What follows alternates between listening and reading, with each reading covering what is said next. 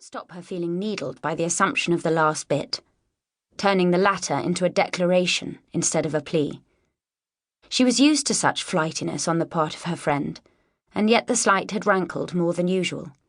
Venice had been Jack's suggestion, after all. Frankie would never have come on her own. When Frankie later telephoned her friend from the telephone box at the station, Jack had begged her to cancel and wait until the following weekend, when they could set off together and be in the City of Bridges in just a few hours rather than a few days. Frankie still didn't understand the reason for the delay, had heard the edge in Jack's voice when she had broached the question. It wasn't as if Jack had to clock in. Heiresses were not subject to the same gruelling schedule as the rest of the world. Jack had always been, at the mercy of no one but herself, a fact she often tried to exert upon others. But that day, Frankie had refused. She had only ever flown once before and had detested every second. There was something about it, the whining of the engines, the slamming of air, of oxygen, of force, of gravity, the toll she could feel it taking on her body. She wondered about her insides, whether they were as clenched, condensed, as twisted and distorted as they felt. She had been, for the duration of the trip, aware of nothing so much as the feeling of being trapped in that box of tin, thick with cigarette smoke and cloying perfume, with polite conversations and sharp, quick glances. It reminded her too much of the years during the war, confined in dusty basements, listening to the roar of planes overhead. She had sprinted from her seat the moment the plane touched the ground. Not that the ferry and train over had proved to be much better.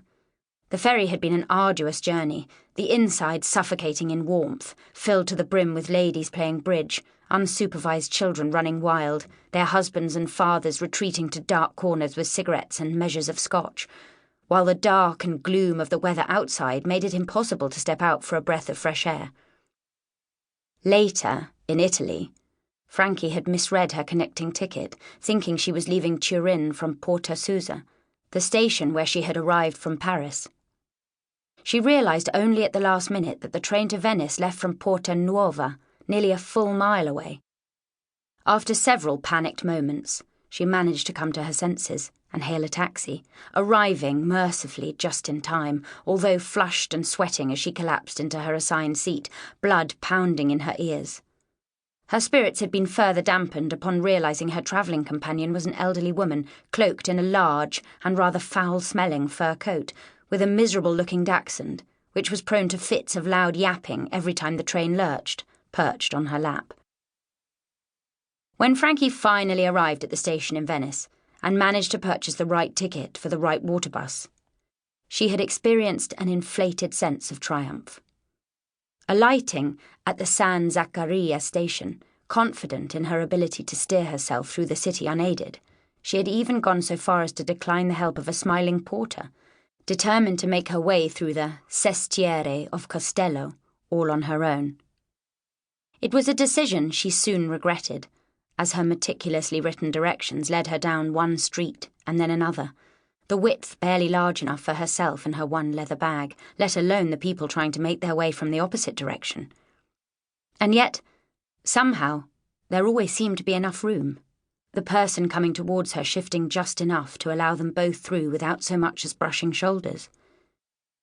These narrow passageways then emptied out into campi, the open spaces smaller than she had imagined, before leading her onward and over one little bridge, and then another, and sometimes under archways that forced her to bend forward so as not to hit her head on the stone.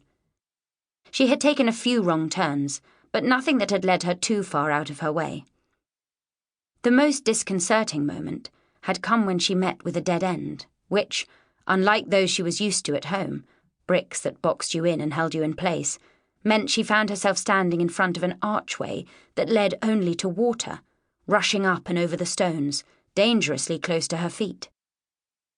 The first time it had happened, Frankie stumbled, thrown off by the movement of the waves, by the sulphuric odour that filled the alcove. It was hypnotic. The lapping of the green water up and over the cobbles, the smell of brine surrounding her, so that instead of taking a step back, she had moved forward, as if to welcome it. The spell was broken only when a local had appeared in one of the windows, calling out.